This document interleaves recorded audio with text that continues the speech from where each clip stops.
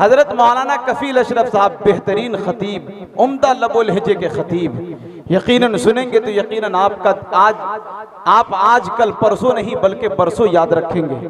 ایسے خطیب آپ کی اس دھرتی دیار محبت میں جن کی حاضری ہوئی ہے۔ اتر پردیش میں حضرت سے ملاقات ہوئی فتح پور کی سرزمین پر، لیکن دیکھیے اللہ کی قدرت کہ الحمدللہ ہمارے علاقے سیتامڑھی کی سرزمین پر حضرت کی بھی آمد ہوئی اور نعمت اللہ رحمانی کی بھی آمد ہوئی۔ جی محبت میں اور اضافہ ہو گیا۔ حضرت نے پہلی مرتبہ دیکھا پہچان گیا۔ میں سوچ رہا تھا کہ بڑے خطیب ہے، دیگر ہر دن آئے دن سفر کی رات مسافر ہوں تیری بستی میں، شب کا تارا ہوں نظر آ کے چلا جاؤں گا۔ جی یہ عام طور پہ ہوتا ہے، شاعر آتے ہیں، مقرر آتے ہیں، پڑھ کے چلے جاتے ہیں، لیکن اللہ کا کرم ہے کہ اب تک 1-2 سال ہو گئے ہوں گے تقریباً، لیکن اب تک حضرت کو چہرہ یاد ہے نعمت اللہ رحمانی کا۔ اس سے بڑی محبت کیا ہو سکتی ہے؟ ایک بار مچل کر کہہ دیجئے سبحان اللہ کہ ہجر میں اتنا خسارہ تو نہیں ہو سکتا، ایک ہی عشق دوبارہ تو نہیں ہو سکتا، اور چند لوگوں کی محبت بھی غنیمت ہے میاں، شہر کا شہر ہمارا تو نہیں ہو سکتا، چند لوگوں کی محبت بھی غنیمت ہے میاں۔ اب آئیے کچھ لوگ اپنی پہچان آپ ہوا کرتے ہیں، ان کا تعارف ان کا کلام ہوتا ہے، ان کی تعریف ان کی تقریر ہوتی ہے، ان کی صلاحیت کا اندازہ ان کے گفتگو ہی سے ہو جاتا ہے۔ اس لیے تو حضرت شیخ سعدی رحم اللہ فرماتے ہیں کہ تا مرد سخن نگفتہ باشد عیب و ہنرش نہفتہ باشد، کہ جب تک آدمی بات نہیں کرتا ہے تو اس کا ہر عیب و ہنر پوشیدہ رہتا ہے۔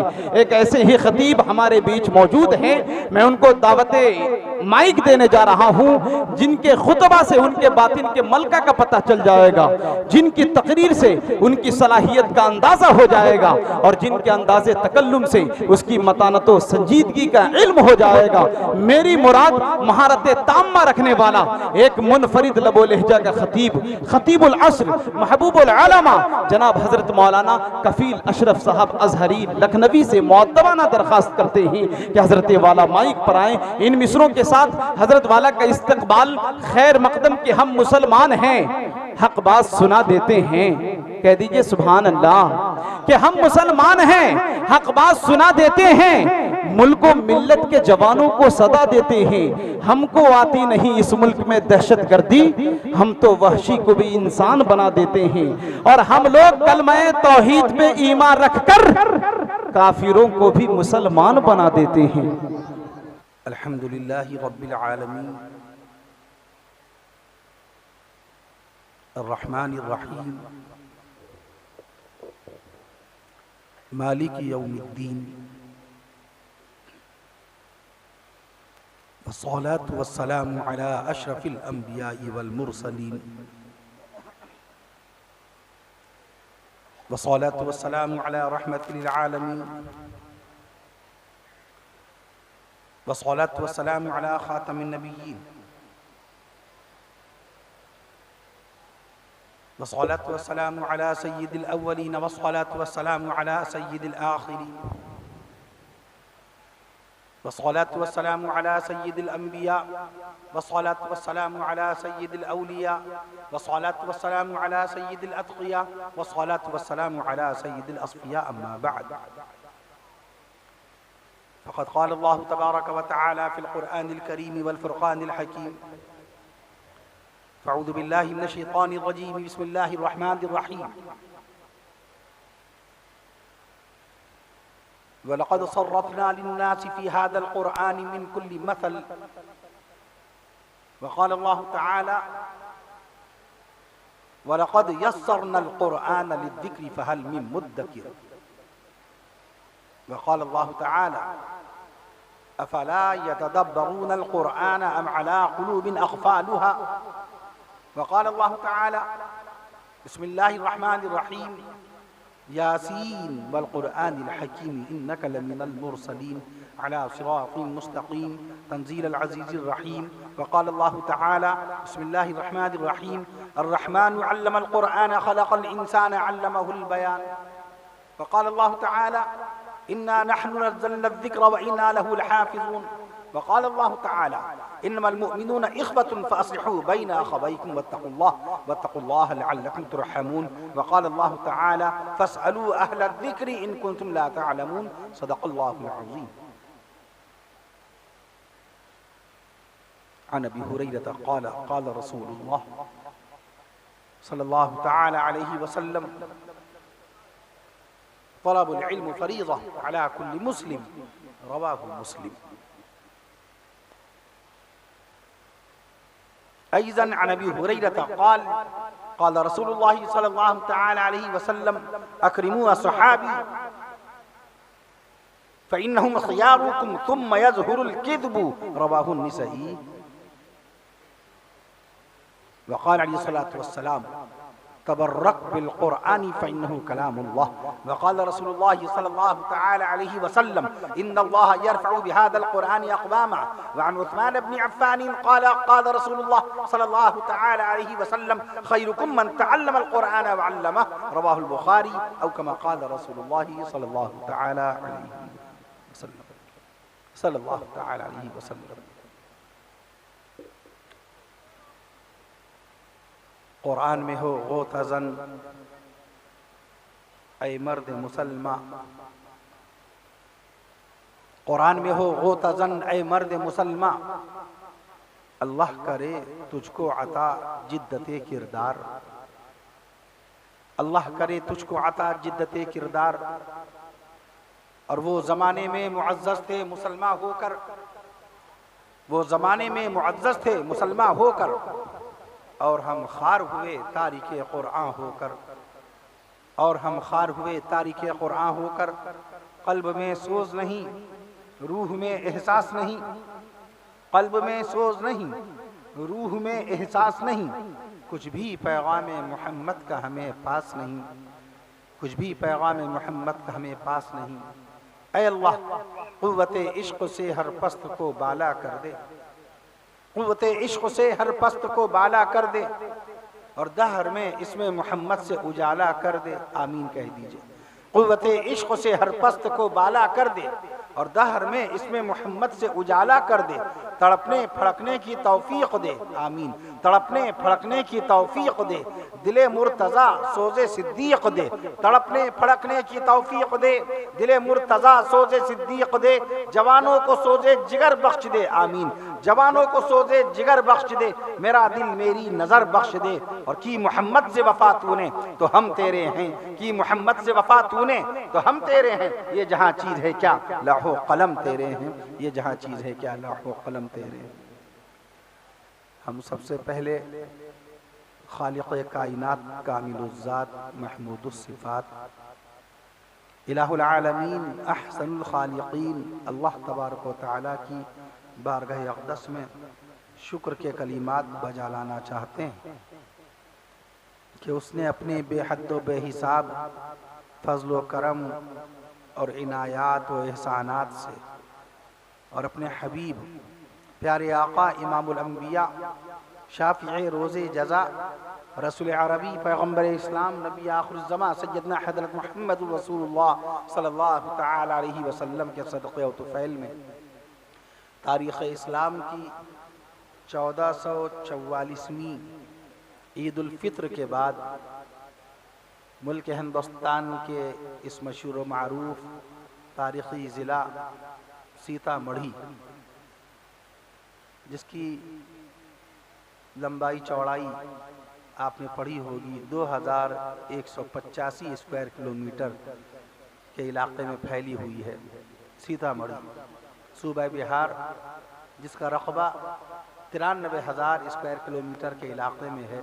اس کا یہ مشہور و معروف ضلع سیتا مڑھی 1973 سے آپ حضرات تاریخ پڑھتے آ رہے ہوں گے.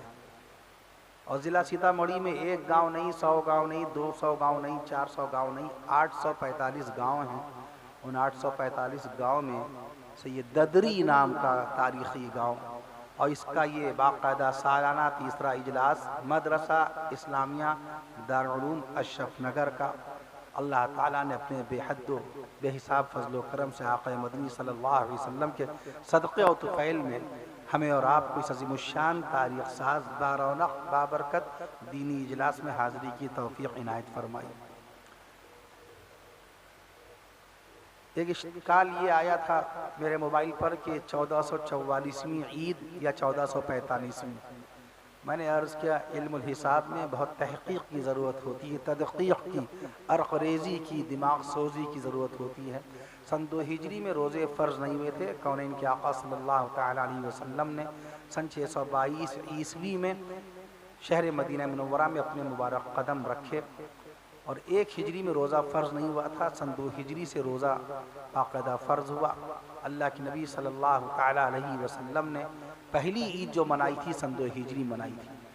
اس کا ضابطہ یہ ہے کہ آپ کے گھر کے کیلنڈر میں جو بھی سن پڑا ہو اس میں سے 1 سال کم کر دیجئے، آپ کے سامنے رمضان شریف کی بھی تعداد آ جائے گی، کون سا یہ رمضان آیا، اور عید کی بھی تعداد معلوم ہو جائے گی یہ کون سی عید تھی۔ اس وقت آپ کے ہمارے گھروں میں جو ہجری کیلنڈر ہے اس میں 1445 ہجری سن باقاعدہ طبع ہے، ہجری سن 1445 ہی تو ہے، اس میں 1 کم کر دیجیے 1444، کیونکہ 1 ہجری میں روزے نہیں پر رکھے گئے تھے، سن 2 ہجری سے روزوں کی شروعات ہوئی۔ اعوذ باللہ من الشیطان الرجیم، بسم اللہ الرحمن الرحیم، یا ایھا الذین آمنوا کتب علیکم الصیام۔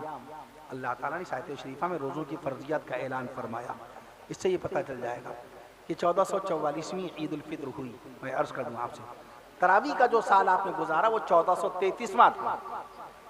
دارالعلوم دیوبند کے ایک متعلم نے میرے پاس ماہ رمضان میں واٹس ایپ پہ ایک پیغام، ایک سوال بھیجا تھا کہ تراویح کا آغاز کب سے ہوا، سن بتا دیجئے، تو میں نے عرض کیا تھا امیر المومنین خلیفۃ المسلمین غیظ المنافقین خسر رسول سیدنا حضرت عمر فاروق اعظم رضی اللہ تعالی عنہ کے دور اقدس میں کان یقومون فی زمان عمر بن الخطاب رضی اللہ تعالی عنہ ب20 رکعہ۔ حضرت عمر فاروق اعظم رضی اللہ تعالی عنہ کے زمانہ اقدس میں 20 رکعت تراویح ادا کرتے تھے صحابہ کرام رضوان اللہ تعالی عنہم اجمعین، اور یہ سن باقاعدہ 14 ہجری تھا، اس اعتبار سے 1433واں سال تراویح کا تھا آپ کا۔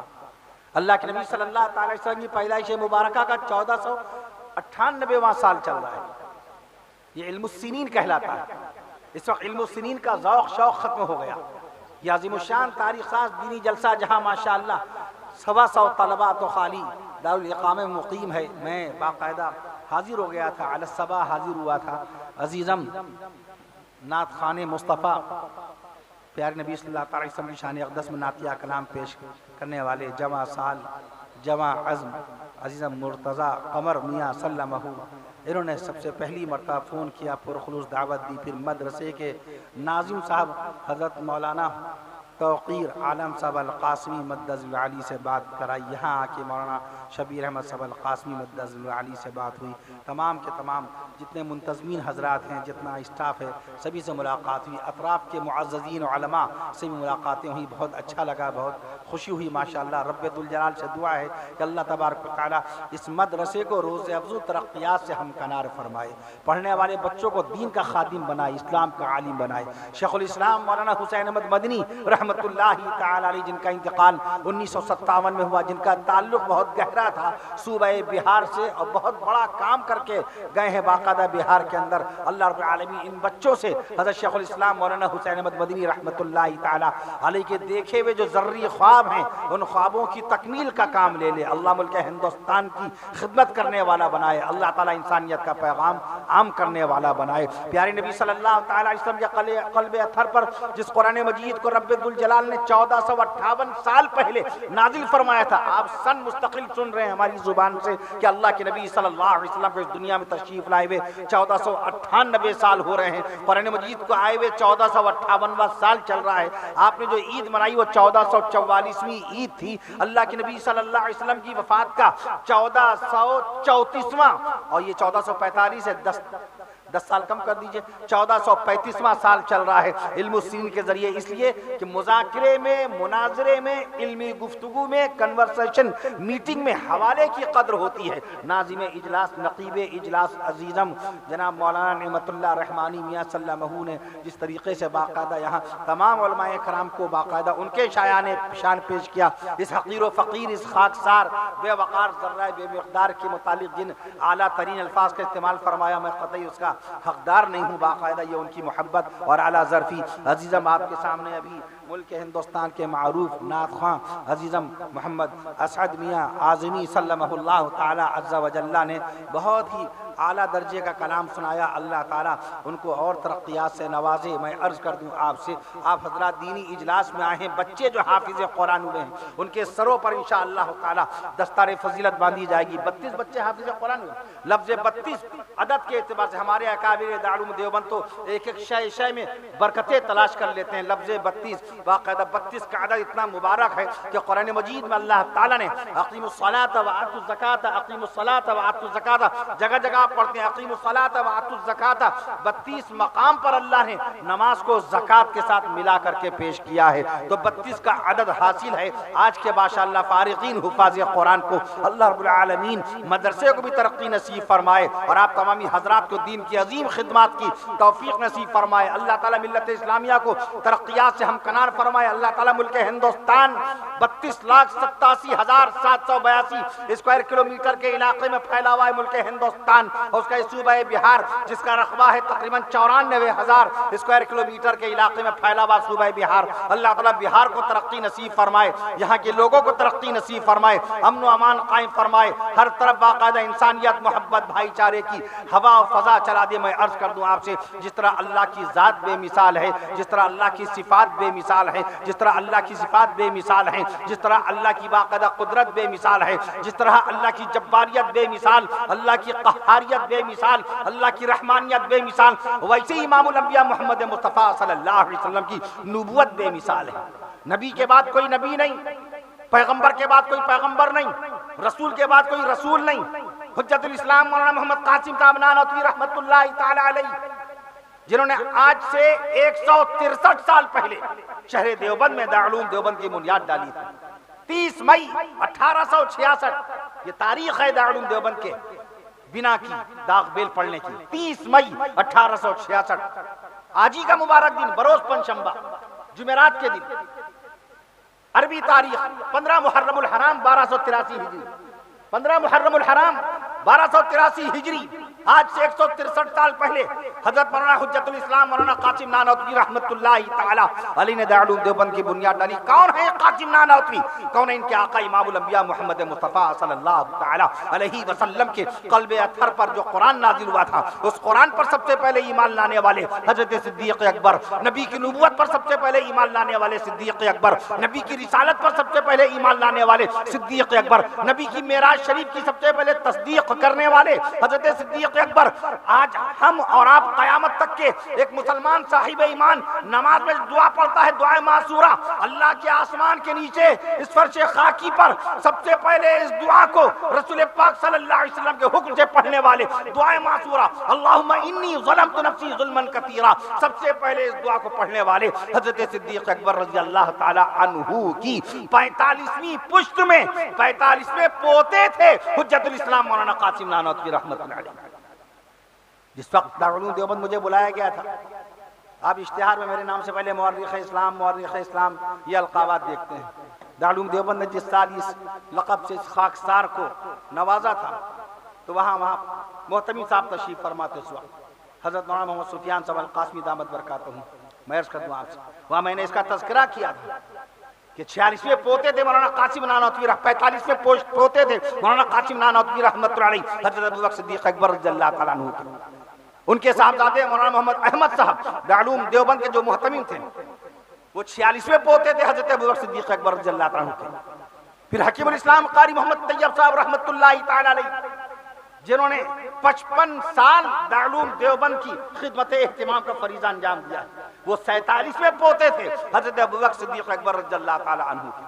پھر ان کے صاحبزادے حضرت مولانا محمد سالم صاحب القاسمی رحمت اللہ تعالیٰ علیہ، یہ 48ویں پشت میں 48ویں پوتے تھے، اور یہ تشریف فرما مولانا محمد سفیان صاحب القاسمی، یہ 49ویں پشت میں 49ویں پوتے ہیں۔ تو میں نے دیکھا مولانا سفیان قاسمی صاحب دامت برکاتہم بے شمار پیچھے سے دعاؤں سے نواز رہے تھے اور مسکرا رہے تھے، نسب کا علم بھی غائب ہو گیا، آج ہم کو علم نہیں ہے۔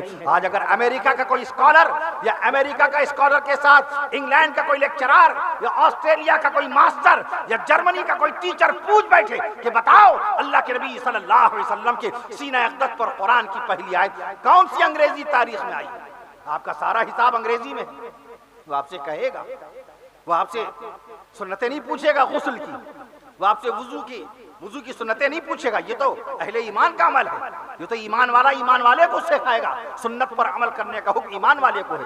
غیر مسلم حضرات تو اس کے مکلف نہیں ہیں، ان کو ہم پر لازم نہیں کہ ان کو ہم باقاعدہ سنتیں یاد کرائیں، یہ تو صاحب ایمان کی تعلیم ہے کہ ہمیں معلوم ہونا چاہیے کہ وضو میں 18 سنتیں ہیں، غسل میں 14 سنتیں ہیں، کل روز جمعہ ہے انشاءاللہ تعالی جمعے کی برکات نصیب ہوگی، اللہ تعالی جمعے کی برکات نصیب فرمائے، آپ جو غسل کریں گے 14 سنتیں رسول سے آپ کا غسل سجا ہوا ہوگا، مسجد کا امام مسجد کے ممبر پہ قدم رکھے گا خطبہ دینے کے لیے، جب خطبہ دے کے اترے گا تو 16 سنتیں رسول ادا کر کے اترے گا۔ سنتوں کی بڑی اہمیت اور عظمت ہے دین اسلام کے اندر، یہ اہل ایمان باقاعدہ سیکھیں گے سنتوں کا عمل۔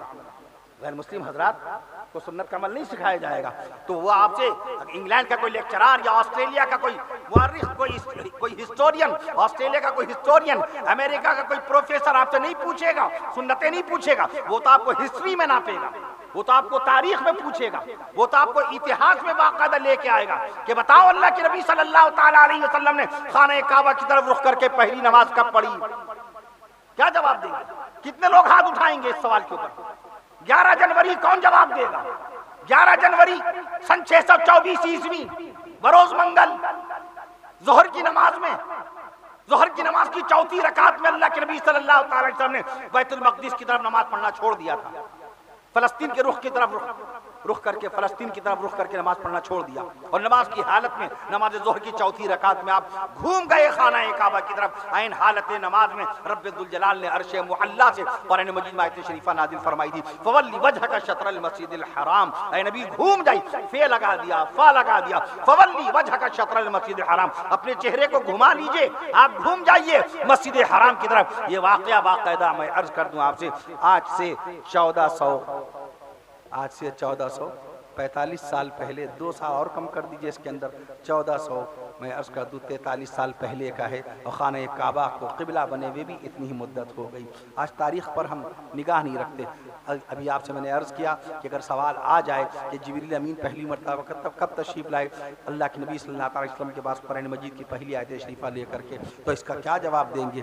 17 اگست کتنے لوگ بتائیں گے؟ 17 اگست سن 610 عیسوی کو پہلی مرتبہ سید الملائکہ جبریل امین سدرۃ المنتہا 7ویں آسمان سے غار حرا پہ تشریف فرما کون ان کے آقا صلی اللہ تعالیٰ علیہ وسلم کی خدمت اقدس میں باقاعدہ تشریف لائے، اور قرآن مجید کے نزول کا آغاز وہاں سے ہوا، اور قرآن مجید کی سب سے پہلی آیت شریفہ اعوذ باللہ من الشیطان الرجیم بسم اللہ الرحمن الرحیم اقرأ بسم ربک الذی خلق، یہ نازل فرما کر قرآن مجید کے نزول کا آغاز ہوا۔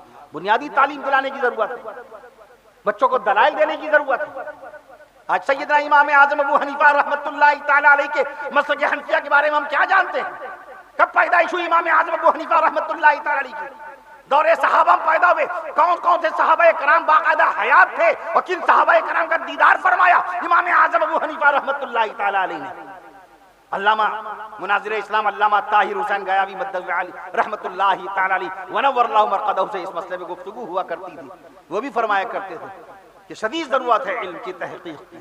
نصابی تعلیم ہم نے پڑھ لی، درسی تعلیم پڑھ لی، ہم عالم ہو گئے، فاضل ہو گئے، مفتی ہو گئے، منشی ہو گئے، باقاعدہ سب کچھ ہو گئے، محقق کب بنیں گے؟ اسکالر کب بنیں گے؟ مفکر اسلام حضرت مولانا ابو الحسن علی ندوی رحمۃ اللہ تعالیٰ علیہ فرمایا کرتے تھے عالم ہو گئے، فاضل ہو گئے، مفتی ہو گئے، مورخ بنو، خطیب بنو، مورخ بنو، محقق بنو۔ ان کے استاد مکرم علامہ سید سلیمان ندوی رحمۃ اللہ تعالیٰ علیہ بھی باقاعدہ تاریخ میں امتحان لیا کرتے تھے۔ آپ کی اسناد سب دیکھ لی ماشاءاللہ، بہت اچھے نمبرات، بہت اچھی آپ کے پاس ڈگریاں ہیں ماشاءاللہ۔ یہ بتائیے تاریخ پر آپ کی کتنی نگاہ ہے؟